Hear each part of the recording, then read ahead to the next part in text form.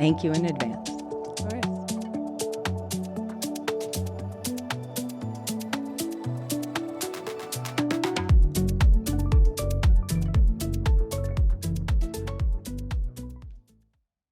Hello, and welcome back to my Lead What You Live podcast. This is Tina Lizzio. I have a very special guest today, as I always have very special guests, and we are going to go on a journey. She is a dear friend of mine, a friend from Transformation, and you are going to get some real inspiration today. This is one of the women and individuals, human beings, that has most inspired me, is in particular the past 6 or 7 years since we met. And so I would like to introduce you to Elisa Lynch. Elisa Lynch, welcome. Welcome to Lead What You Live podcast. Thank you so much, Tina. I love you so much, and I'm so honored to be here today. Well, thank you for taking the time to come. And as my podcast is Lead What You Live, Lead What You Live, Elisa is an incredible walking example about what is possible with the using the willpower, the will that God gave us all to choose what we want, and having the will to live and believing in yourself, and the importance of mindset, managing that mind and seeing that all things are possible. And we're going to get into exactly what I'm talking about and why Elisa is here with me today as she leads others into an incredible, through her incredible inspirational story. So Elisa and I met 6 to 7 years ago in a transformational training. We were both coaching, mentor coaches for that transformational training. And we were both moms. We're in our 50s now. We weren't quite yet half century then, but we are, moms in our 50s and career women, have been through marriage, have now both been through divorce and co-parenting and all that good stuff. So, in that regard, of course, we relate to each other, but there's something much bigger and greater that we see in each other as sisters, as friends. And I really want Elisa to share her journey. She was in a severe boating accident 13 to 14 years ago, and I want you to start with that and begin that story there. So 2011, October 13, 2011, that day, my entire world changed. I was going through a transition. I had lost my job 60 days prior, almost 60 days prior, and I was doing a little soul searching, and I decided to go on the water because I love boating. It was my favorite thing in the world, and the salt life was what I lived for. I needed that time away on the water with the breeze, and just the salt water always, made me happy. So I decided to keep my daughter home from school on a half a day and take the boat out in the middle of the week because I needed some downtime. And I invited some friends to go with us.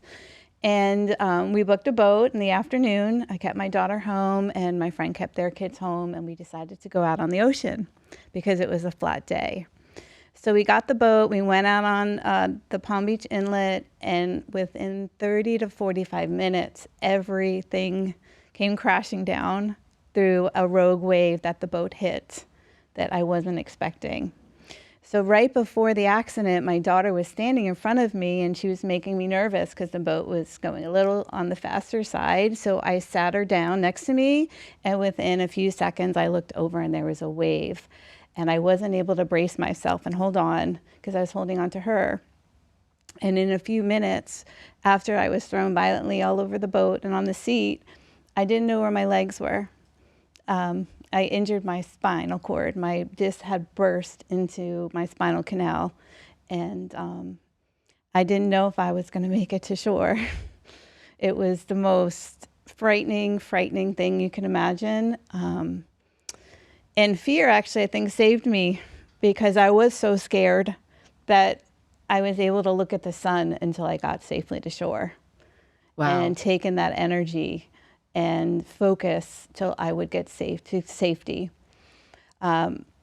they called for me to get airlifted to the hospital, and trauma came in. And when I got to the dock, they safely got me off the boat, and then they airlifted me to St. Mary's Hospital, where they had told me that I had broken my back, and they didn't know if I would make it through surgery or if I would ever recover. Wow. And this is what they're telling you before you even go into surgery? Yes. So at that time, every time I moved, I felt pure electricity. So it was, I don't even know how to describe that feeling. Like electricity, like an incredible sharp pain? No, like a force of energy it was, I felt that energy that comes through our bodies that moves us. So our prana, our energy, and my disc was pressing on my spinal canal. So there was a really strong sensation that, I knew I shouldn't be feeling that, Right. I knew it was very serious. And you felt it immediately upon impact. So this rogue wave lifts I imagine, you have a young daughter and you're wanting to hold on to her so she doesn't go flying out of the boat.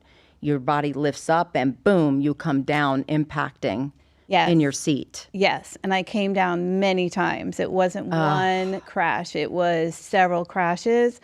And I land so hard on my tailbone and my glutes that I injured all the way up to my brain, actually.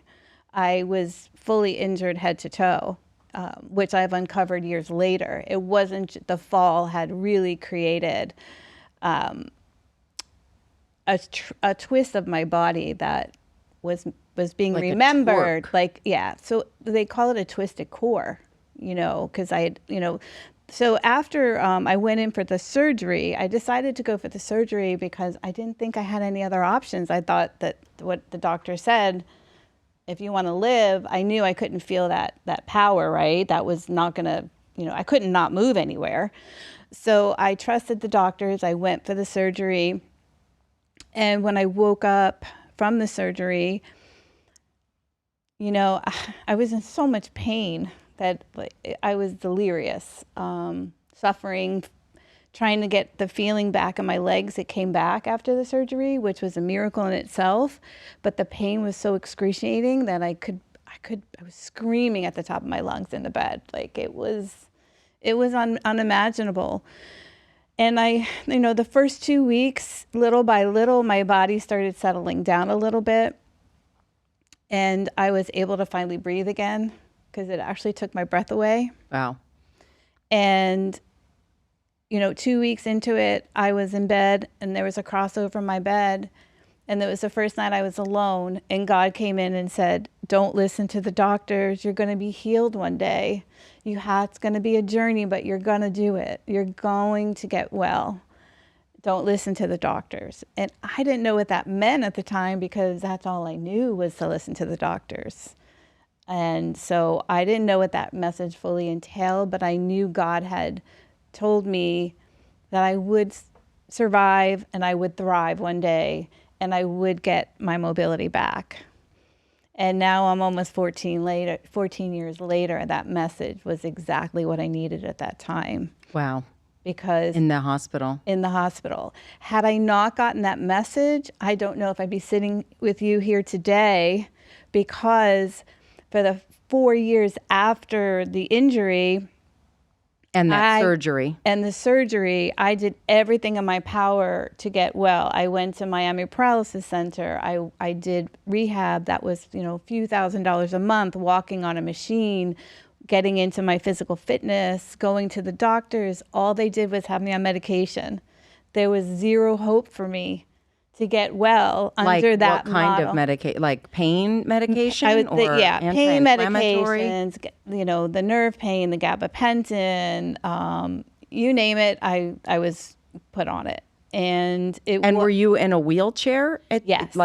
Even after the back surgery, you're put in a wheelchair to then rehab.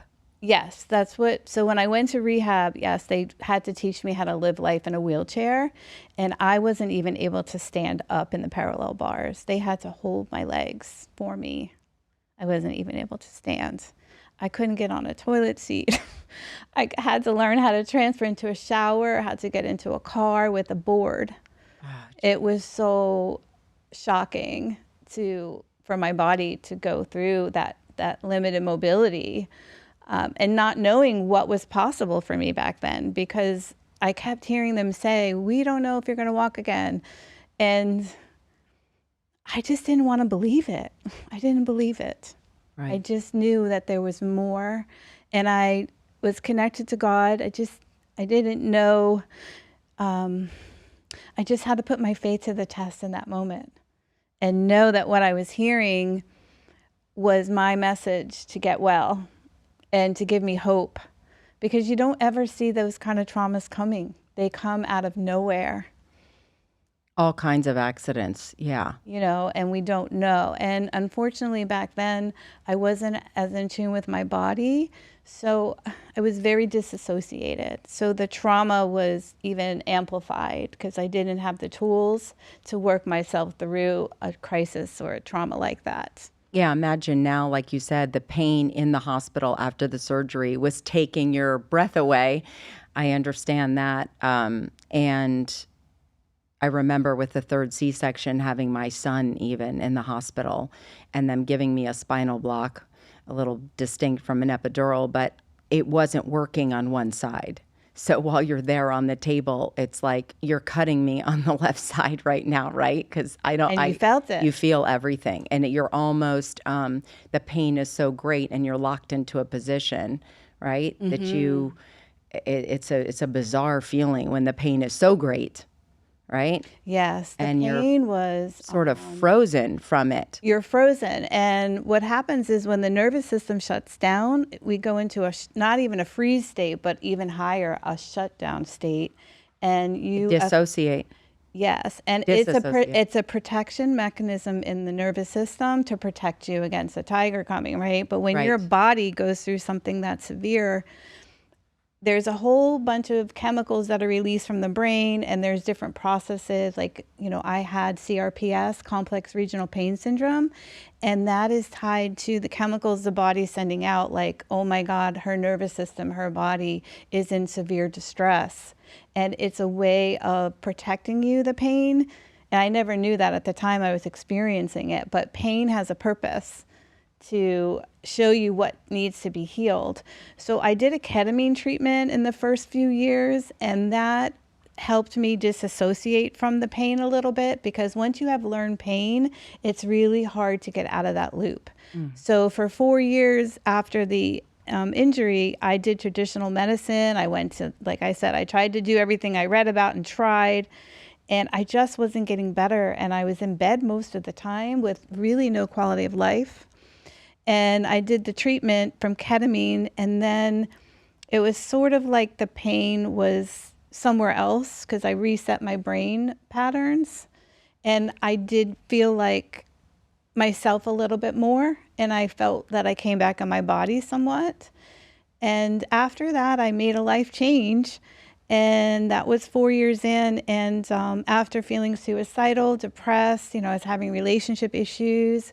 Yeah, this takes I can imagine the impact toll on your family. You have a son, a beautiful son and daughter, and on your husband at the time. With it's all. You're the one who suffered, the trauma, and yet there is still, you're aware that there's an impact on the family too. Yes, and my children were so active, and I really tried to show up for them best that I could, but there was, so much that I was missing, of course, with them that I had done before. But I feel like I made myself show up, so that was good. But spiritually, I was at the lowest point you can imagine. And I kept getting messages from angels and God that you need to go on a journey by yourself. And you can get well if you believe it to be true. And so I made a life change, and I went on my own. I wanted to be human again. I knew that I had this injury, but I felt in my heart that there was more. I still had a zest for life that no one could take away from me. And I knew that this would be for good someday, and I'd be able to help people, but I had to get myself well. And because I was quite suicidal back then, I just thought, how am I going to keep doing this like this? I was just in such a pattern of sorrow and grief and loss. And I had to find out, figure ways to be better for my children and to have the rest of my life good. To try to tap into, like, what is the lesson here? Yeah, I what got did it. yeah, exactly. So I went on my own, and a few months in, I found gratitude training through someone had mentioned it to me because I had so many limiting beliefs because of what the doctors had told me. And that was sort of my story and my And paradigm. do you believe this is the power of doctors, right? They're amazing in what they can do to support us in healing. And at the same time, do you believe that doctors often need to tell individuals with a disease diagnosis, or in this case, a paralysis, you might not walk again kind of thing, because they want to manage expectations? Is it You know, as now that opposed I to being more encouraging that you could, and coming from a place of all things are possible? We don't know, but of course all things are possible, and just someone telling you that all things are possible, because they are, right, that absolutely. is just that.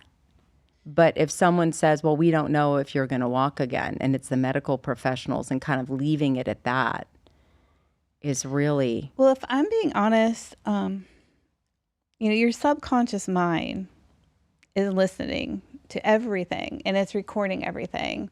So any diagnosis that's going to limit your physical ability and you're not aware of your subconscious mind, it's going to run the show.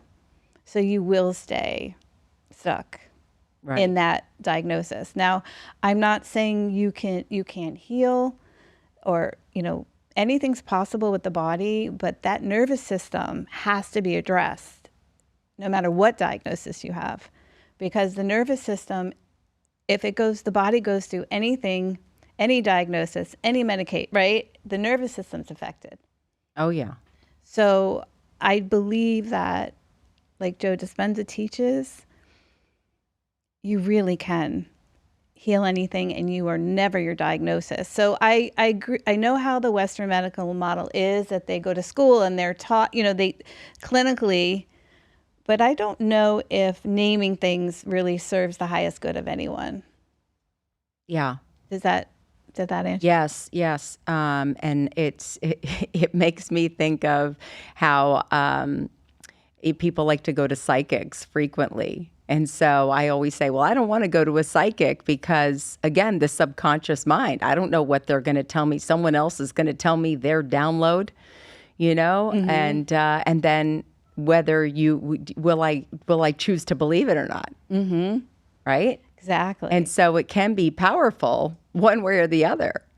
Right. And then what I've learned to do is I take things as information and not matter of fact. With if I've had any psychic readings, I just take it as information and not, does that make sense, sort of? And then do you take the part that you like and work with that? Yeah, right. Yeah, sometimes Right. it's not what I like either, and I have to think, I okay, did I did go one time to an older Italian woman she probably was 90 years old, and it was an overall quote unquote good reading, told me I was going to live to be over 100 and have all my faculties, and I was happy to hear that, right? My top value is health and wellness, and health and longevity, especially now, and human optimization. And so to hear that, I was, of course, okay, great. So I'm only like halfway. Yeah, Right? definitely. So if I believe her and I just have that running, yeah, it's a given. Like, I'm going to have all my faculties. I'm going to live to be over 100. So it doesn't mean, of course, go abuse yourself, because as I told you, though, it means, like, for me, I'm on the right path of what I'm prioritizing. And as a result, I will live a very, long life, and hopefully be a centurion. Yes, and you're walking the walk and doing the talk. So yes, if you take care of yourself, right, that enables the body to live and be healthy. So you go, 4 years, you make a decision to, I need to move away from this current family dynamic and focus solely, on myself alone with this journey, keeping the faith, literally like keeping in the faith. And I know, you're a God first person, and all of the messages that he has sent you that have been so supportive. And so you go into a transformational training of discovery. And what did that do for you? That's outside of the physical therapies and all of the treatments to that point, including the ketamine, which was supportive. Yes. The trainings were an eye opener. I found them to be, what's the word I'm looking for? I felt at home, actually, because we are spiritually we are spiritually awakened at those transformational trainings, and I finally connected to who I truly was and always knew I was my soul, and I was pushing it away, not realizing that essence and who I was what I was looking for. And so the soul growth that I received there and working with others and helping them transform, it opened up a whole new world for me of what was possible with the spiritual essence. So the first part of my journey was that spiritual component, and then I had to do the mind work. And I work with Joe Petrosky, who I met at gratitude training for many years. And Joe is my guy that really guided me to learn about energy healing and different holistic health modalities. So that training allowed me to go explore a whole new possibilities for my health, working, with my chakras and alternative medicine treatments and the brain and the mind. And, I tried all kinds of different products, and it just led me to where I am right now. And now I'm walking with crutches. So, transformational training is, and we're about to go into another one together, actually. Yeah, so that's exciting. And so, for the viewers, when we talk, I just want to be clear, when Elisa is talking about transformational training, it's experiential learning in particular. So it's both didactic and experiential learning. Think, for those of you who have been around like me for a while, the LifeSpring model, the EST, and the LifeSpring model from like the 70s and 80s that sort of evolved. It's, if you may have heard of Landmark Forum, I have done that training, but this is more experiential in nature, multi-day, long days, but super, super eye-opening. It's one of those, are you ready to let go of who you've become and the identity in the roles that you play to become who you're really meant to be. And so it really opens up a whole new realm of possibilities, because in the world, we have a worthiness epidemic. So we're in a world of like, do I matter? Why am I here? What's my purpose? And, always seeking validation. I love, Oprah had said one time that she was most fascinated that all of the guests she ever had, from celebrities, singers, presidents, very influential people, she'd interview them, and they would all ask some version of the same question at the end of the interview. And it was, how did I do? Was that good? They were looking, these people that are, again, running the country, and it's like, how did I do in my interview, looking for that validation, right? To know that we matter, that we make a difference. It's a human need, right? It's a human need. Exactly. To be seen, heard, and understood. Seen, heard, and understood. So that really, all of those things. Do you have you ever studied Course in Miracles? Yes, I've done. Okay. I've listened to Alex from Gratitude. Okay. And Chris DeSantis. They do the Course in Miracles.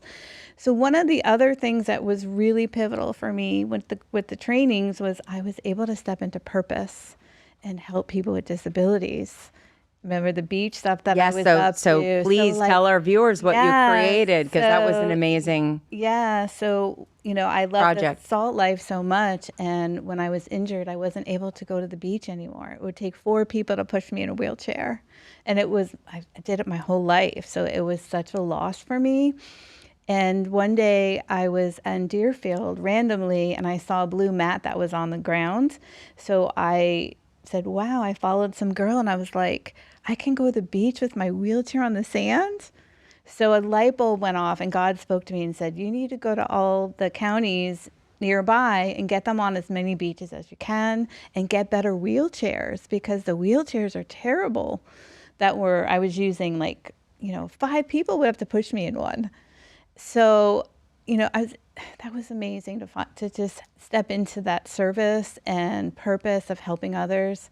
And I was able And to create these mats that literally would go from like the sidewalk area all the way, like rolling it out straight in a line so you could get closer to the ocean. Yeah, so now there's been mats down for over 8 years and people use them every single day. So that brought me so much joy.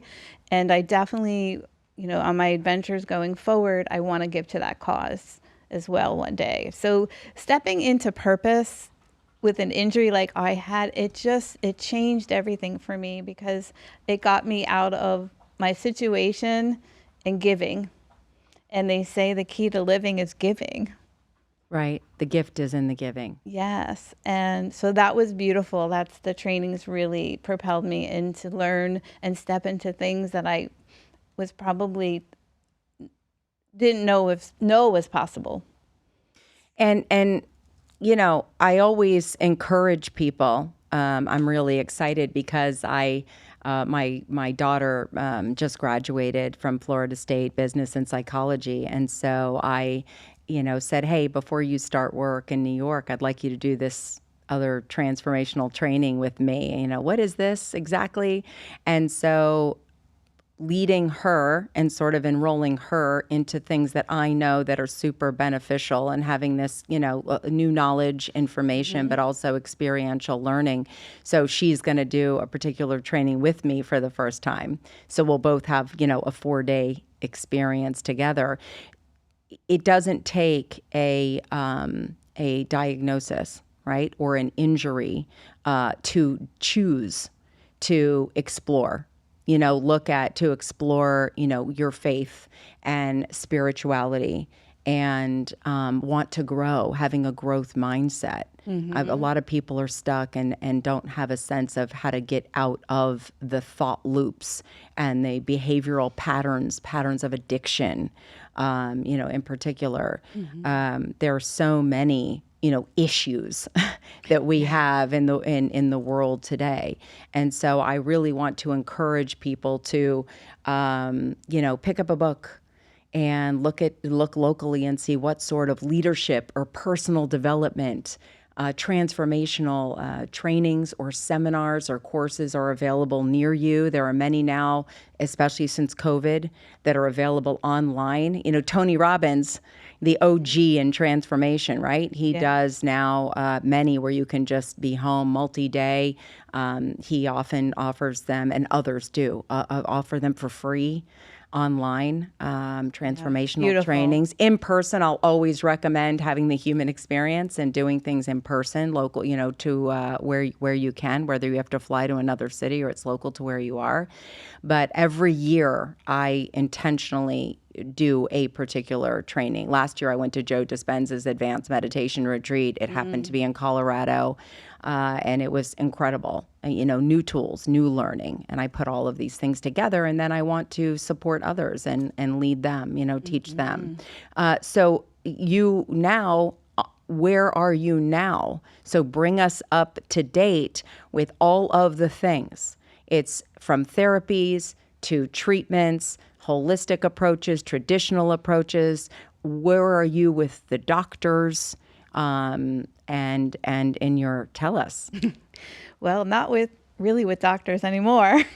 I'm on Unless they're functional medicine doctors. Yes. Yeah. Yes. So the spiritual component was first. So I'm continuously working on my spirituality and my connection to Source and God. Self-love is a super powerful lesson that I had to really, heal my inner child. So I do the work. I do the work whenever I need to. Mentally, I work on reprogramming my mind, keeping my thoughts positive, believing, working with my subconscious before I go to sleep at night, right? Seeing it, visualizing, using my imagination. So I have a lot of tools that I use now that I've learned over the years that help propel me working with, myself. I'm the advocate for my own health. And by the way, we all do need to be our number one advocate for our own health. So I do. So once I did then I also do the emotional work. I had to do a lot of somatic work, working with my nervous system, healing my nervous system. And then I do biohacks every day. I drink certain, hydrogen water. I do glutathione. So I go in and keep my body. Glutathione, very powerful antioxidant. Yeah. So basically I make sure, because my blood was really affected by all the trauma that I had from the accident. So little by little, I went in biohack. So I did ozone, like a lot of oxygen therapy. I do hyperbaric chamber. I've been in a few sessions of hyperbaric. So I listen to my body now. Me and my body became one, and I have the consciousness of what's next. I'm always being shown what is going to be my highest good to get well. So I'm on a journey of keeping consistent with the things that work, staying on my purpose, showing up at a lot of events, meeting people, sharing my story. I'm writing my book, which is absolutely beautiful. It's looking like it's going to probably be Unparalyzed, or You Gotta Love the Journey, How I Became Unparalyzed, and you can too. Beautiful. Because what I didn't realize is how I was paralyzed by fear from my childhood. And by the way, people are paralyzed not just physically. People are paralyzed emotionally and not mentally. Moving mentally, and emotionally, right? Not just physically. And it's all going back to what you said. You noticed the electricity that you felt after the injury, and you became aware as you connected to your body that we are energetic beings. Everything is energy. Yes. But we are energetic beings. And so moving, the ability to move the energy through your body and notice where there are blockages, right? Mm-hmm. Once you open those up, then things start to move.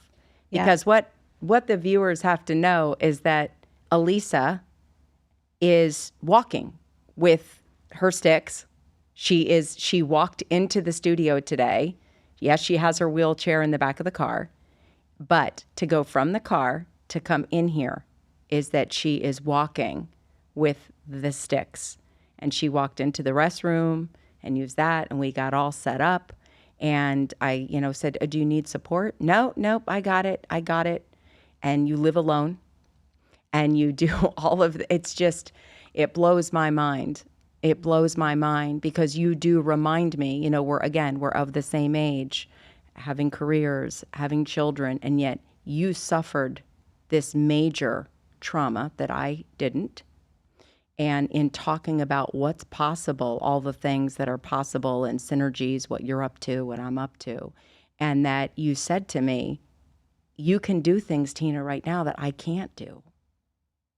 So there's all these amazing things that you can do and that you are doing. And so that inspires me so greatly because I can see you and say, she's right.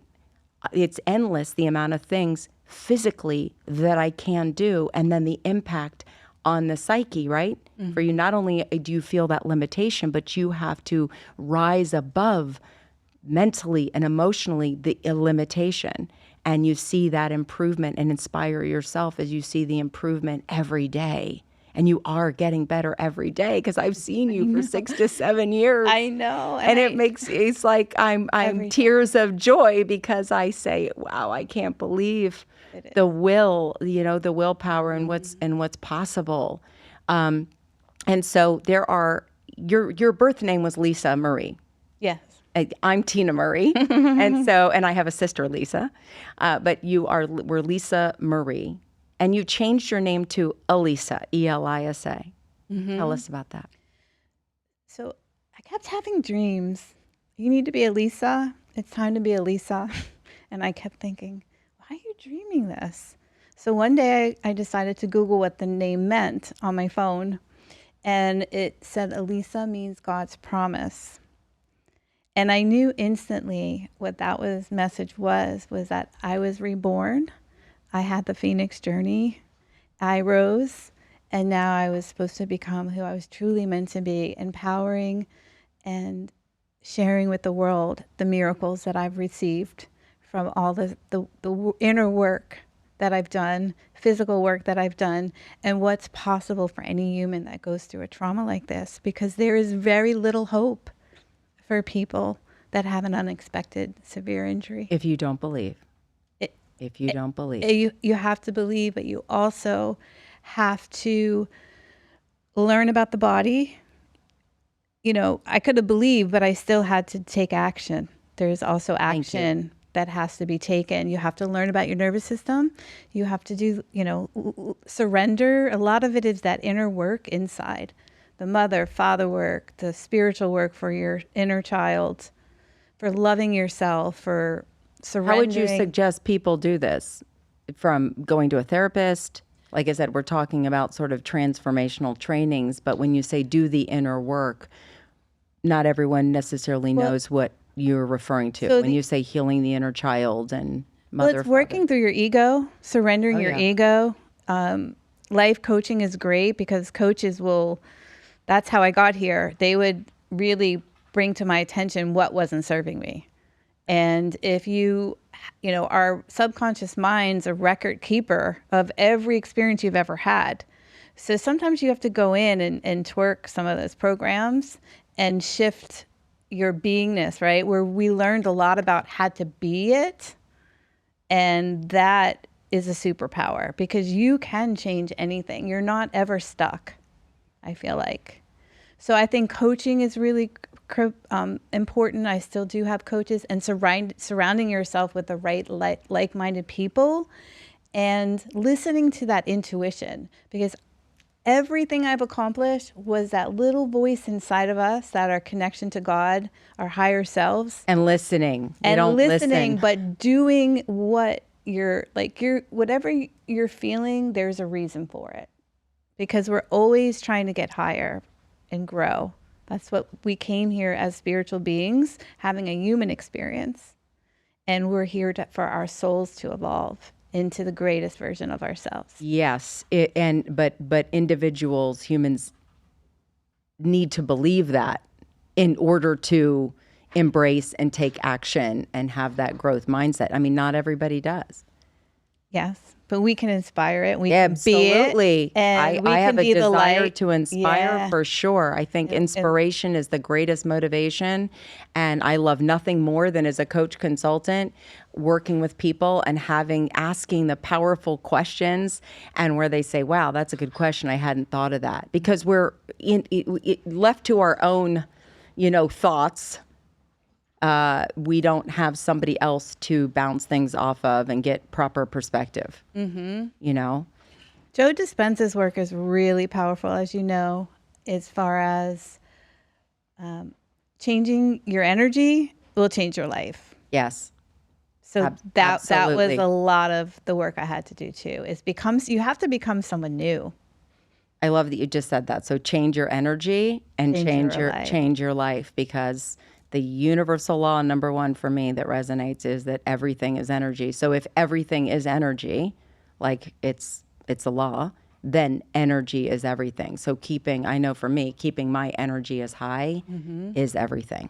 And that's, it's notice the thoughts that are creating the feelings, which will create the behaviors. And creates the chemicals in the body as well. Absolutely.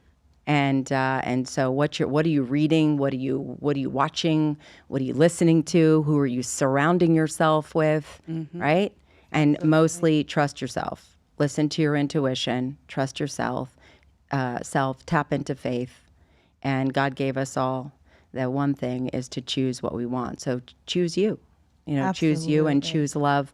Elisa, Love over fear, 100% of the time. That's my motto. I want people to be able to go to your website because you have a lot of different products in particular and things, modalities that can support, that are not just great given what has helped Elisa heal on her journey, but for all of us. Great holistic alternative biohacks.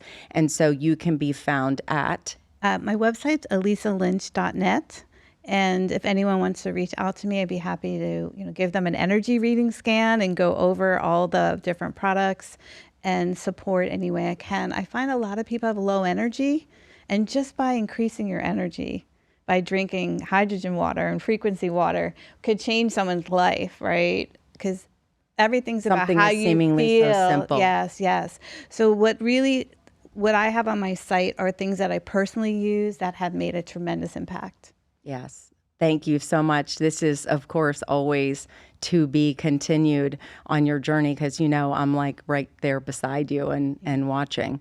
So, because next we'll be walking without the sticks. Absolutely. Across the stage. Next is the dance party and some big events with Healerverse. I'm going to be part of a lot of different events coming forward and bringing the holistic community together. So God has me exactly where I need to be. Exactly. And it's so beautiful to divine plan. To be living my purpose and feeling love in my body, my heart, my soul. It was a journey and it was a gift. And still is. And still it's ongoing. It's still cliche evolving, that right? It's not about the destination, it's about the journey. ElisaLynch.net. So ElisaLynch.net, check out her website and DM her as she suggested. She's got a lot of great I'm also on Instagram, Elisa Lynch Healerverse, and I believe I'm on TikTok as well, Elisa Lynch. So perfect. ELISA. I'm also on Facebook. LYNCH. But I want to bring hope to the world. I want to bring hope to people that have severe injuries. That one day I'm going to have a book of about 6 amazing stories and give people hope. Beautiful. Thank you for who you be in the world, right? Thank you, As Tina. Gandhi would say, And be the change that you want to see in the world. And so you're an example of that. So thank you for your inspiration. And so much, to be Tina. continued. I want to hear from you and what you are leading. I want to hear what you all are leading from what you are living. Connect with me, Tina.Lizzio on Instagram, TinaLizzio.com. And it's never goodbye. It's ciao for now.